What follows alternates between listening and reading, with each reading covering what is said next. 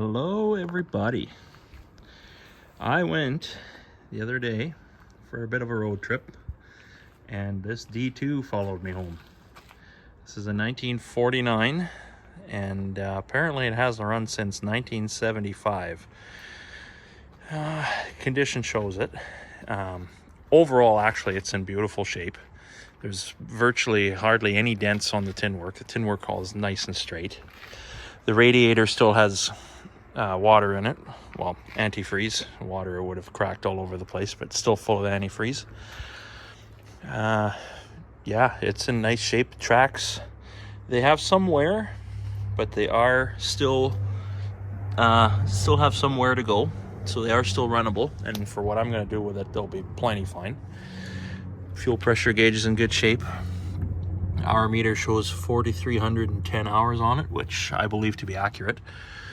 Yeah, it's 4U1707, and the serial number matches the chassis. So this is the narrow gauge machine. It's even got the toolbox still, and it's nice and straight. And there's a couple of wrenches in here, the keys, and of course the obligatory beer cans and other couple of miscellaneous things. But yeah, it's all in nice shape. The fuel tank doesn't have any dents on it. Drawbar looks good. I mean, it's got a bit of wear. I understand the gentleman used it for plowing and pulling a plow in some hills over in Saskatchewan, Manitoba area. One little problem right here, it's missing a bit of the seat tin, but overall she's in good shape. It's still got all the track tins as well, and it looks like it had some kind of wooden sides on it at one point. Those have long been rotted away. It's just got the pull start pony engine, no electric start on it, but it does have a generator, and it came with one of these original lights here. I think it's a 6-volt, but overall she's actually in nice shape. Both engines, I don't know if I mentioned this already, but yeah, both engines are stuck, so that's going to take a bit of doing to get it to run again. The water pump developed a leak on the way home and drained a bunch of the coolant out, but that's not a big deal because, like I say, I plan on taking it all apart anyway. The brakes still work, as I found out trying to get it off my trailer. They actually held the machine. The clutches, I believe the steering clutches are still free, but I'm not 100%. It was a bit of a wrestling match for my old 732 Bobcat to get the machine into the backyard here, but it did it. Yeah, so I'm going to get to cleaning this thing, and then we're going to go and see what all needs to be done to get it the engine freed up. Hopefully maybe we can run it and see before I tear into it. The plan is to tear it right down and completely rebuild it, but we'll see. It's even still got the corks in the old bolt holes here for where you would mount a bulldozer blade. So this has never had a bulldozer blade or anything on it. Yeah, it's always been a drawbar tractor by the look of things. Unfortunately, it doesn't have a PTO on it, but I'm hoping I'll be able to find one somewhere. But yeah, overall, I'm very, very pleased with how this machine looks. Been looking for one for quite a while, and now I finally got one. And I'm going to take you guys along when I get time to get this thing back up to its former glory, hopefully. So stay tuned. There'll be more videos in the future. Okay, take care. Okay, so it's a couple hours later. I took the hood off and the side panels and the belly pan and gave it a bit of a bath. So far, everything looks really nice from the outside anyway. There's still coolant in the system, which is good. I found that out. I pulled the head off the other side of the pup engine just to see how things look. I pulled the spark plugs out. This one here, it looked nice and clean, but the other side, it definitely had some rust and whatnot going on. So I popped the head off of here, and it is this is the side that's stuck.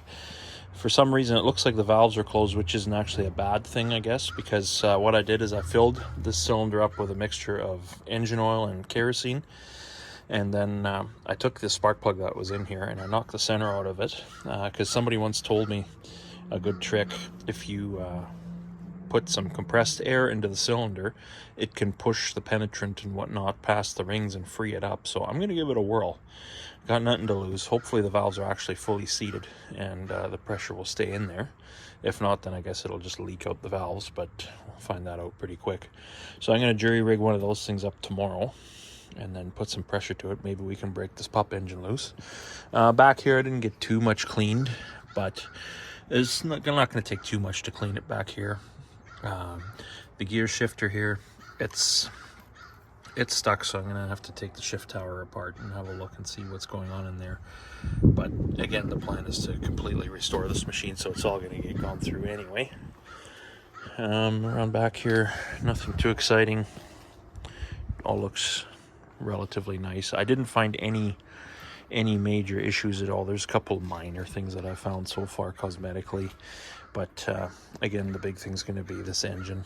Once we get into it, what are we going to find? And the clutch, drivetrain, all that. When I unloaded it off the trailer yesterday, the brakes do work, so that's a good sign. I don't know if the steering clutch is disengaged, so we had a hard time turning it, so it could be just because my little Bobcat is several thousand pounds lighter than this machine, and maybe it doesn't have the grunt to move it, but regardless, we got it here. Next step is going to be the monumental task of organizing and cleaning up my shop, which I'm sure some of you can appreciate. And then she's going to go inside, and then the real fun's going to start. We're going to start tearing into her and see what we find. But so far, everything's looking good. The belly panel's nice and straight.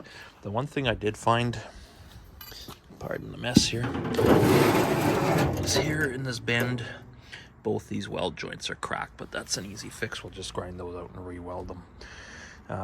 Otherwise, the panels, they're all in really nice shape. This one here still has the clip for the wire for the light in the back, which hopefully I'm going to be able to find one, because right now we've only got the light for the front. This is a 6-volt light, and the previous owner tells me it did work before the wires rotted off. And you can see all the little clips here where the wires used to be. It's got a nice 6-volt generator on it. Hopefully it works, or I can get it to work. I might contact a guy that does our starter generators for our aircraft at work. Maybe he can do something with it if need be. But yeah, so water pump does have a leak. When I turned the fan here, I don't know, probably disturbed something in there, so on the way home it leaked antifreeze all over the side of the machine. But good to know there is antifreeze in there. And the radiator didn't have any leaks from about the level of the pump down anyway, which is a good sign. And it's still got these original brass petcocks. The one on the other side doesn't move. This one does, which is nice. And the oil drain tube for the pup engine is still in one piece, still there. Apparently they break off a lot, especially on these narrower gauge machines. This is the 40-inch gauge 4U. But yeah, I've been looking for one of these for a long time, and now I finally found this one. So she's gonna get a good loving home anyway. All right, we'll catch you guys on the next one. See ya.